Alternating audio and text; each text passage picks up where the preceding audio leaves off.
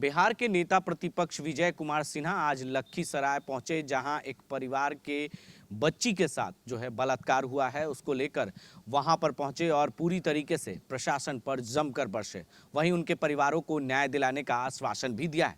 विजय कुमार सिन्हा लखीसराय पहुंचे थे। रामगढ़ चौक चमगड़ा में बलात्कार की घटना में शोक व्यक्त किया है। वहीं पुलिस इस घटना की लीपापोती कर रही है।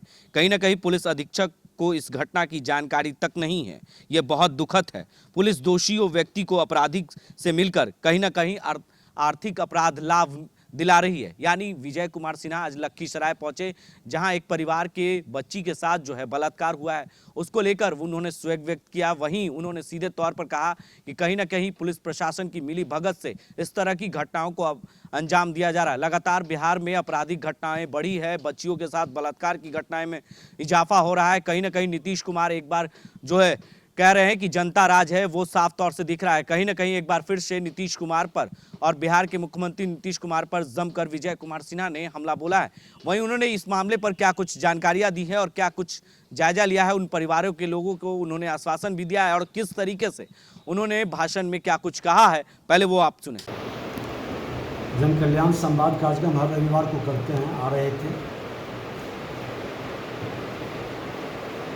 तो चमगाड़ा गांव से फोन आया था कि हमारे घर में बलात्कार हुआ है और रिवॉल्वर दिखा करके डराया भी जा रहा है और इस तरह की घटना कई घरों के अंदर घटित हुआ है और रेगुलर अपराधियों के द्वारा। हमने एसपी से जब बात किया तो एसपी को हम पूछा कि इस तरह की कोई घटना घटित हुआ है क्या। कहा कि हमको जानकारी नहीं है। हमने कहा थाना से पता करिए और जानकारी लेके हमको बताइए। फिर थोड़ी देर के बाद हमने लगाया तो कहा कि ऐसा एक मामला तो आ रहा है, लेकिन उसमें बलात्कार की पुष्टि नहीं हुई है और कोई स्पष्ट नहीं है। सो पूरी हम वहाँ जाएंगे। जब हम जाने की बात किए तो फिर 5 मिनट के बाद कहते हैं कि हाँ एक केस हुआ है ऐसा। हम जब उस गांव के अंदर गए चमगाड़ा के अंदर और पीड़िता से भी मिला, पीड़िता के परिवार से, उसके पति से, गांव के सैकड़ों लोग वहाँ एकत्रित थे और सभी लोगों ने कहा कि इस तरह से ये सामूहिक बलात्कार है। 2 आदमी का नाम भी बजाते आवेदन लिख कर दिया है और नाम भी बजाते हैं मुकेश यादव और उदय यादव।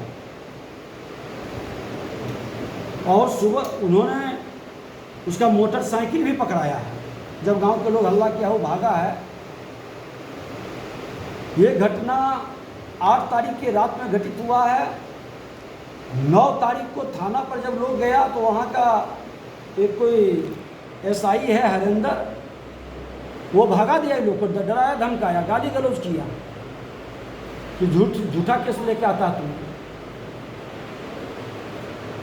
फिर यहाँ की महिला थाना में जाकर के केस किया, वो केस ली है और तब जाकर के वहाँ के थाना वाले केस लिए हैं।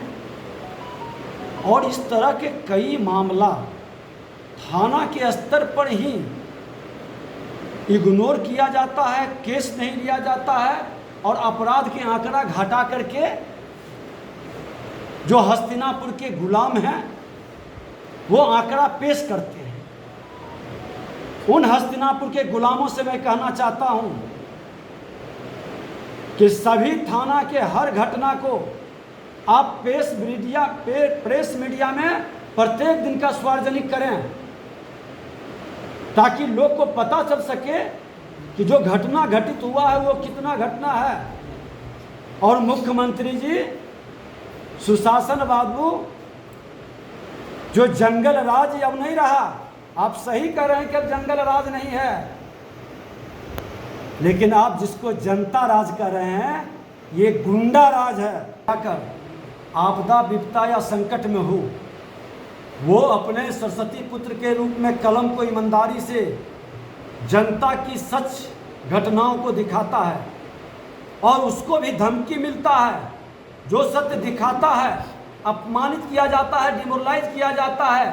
प्रेस मीडिया को विज्ञापन का भय दिखाया जाता है और सत्ता में बैठे धृतराष्ट्र लोग, कुर्सी कुमार, जो हम नहीं कहते, उनके ही भतीजे जो उप मुख्यमंत्री हैं वही कहते थे कुर्सी कुमार, पलटू राम, धृतराष्ट्र, थके हारे इंसान, वही कहते थे और सच में दिखाई पड़ रहा है। अरे आपसे नहीं संभल रहा है, छोड़िए कुर्सी। अराजकता और जंगल राज को गुंडा के हवाले करके गुंडा राज आपने स्थापित किया है। पत्रकारों को धमकी देना बंद करिए। आपके सांसद पत्रकारों के बारे में किस तरह से अलूल जलूल बयान देते हैं, अप्रत्यक्ष धमकी देते हैं। कोई शरीफ इंसान राजनीति करता है, उसको फंसाने का झूठा वादा करते हैं, न फंसाते हैं न बचाते हैं, और सारा जो आप कहते हैं उसके विपरीत काम करते हैं। आज मुख्यमंत्री जी न्याय की मांग कर रहा है। बिहार संभल नहीं रहा, देश संभालने चले हैं। सारा बिहारी शर्मसार हो रहा है आपके कृत्य से। पूरा देश के अंदर बिहारी को आपने फिर से गाली बना दिया। बड़ी मुक्ति से इसको लोग भूला था, आपने उसको फिर से जीवित कर दिया। और न्याय नहीं मिलेगा, इस बलात्कारियों के फांसी नहीं मिला। और आपके एसपी जो भ्रष्ट पदाधिकारी के रूप में जाना जा रहा है, खाना पूर्ति के लिए वहां पर यह अपराध कर रहा है।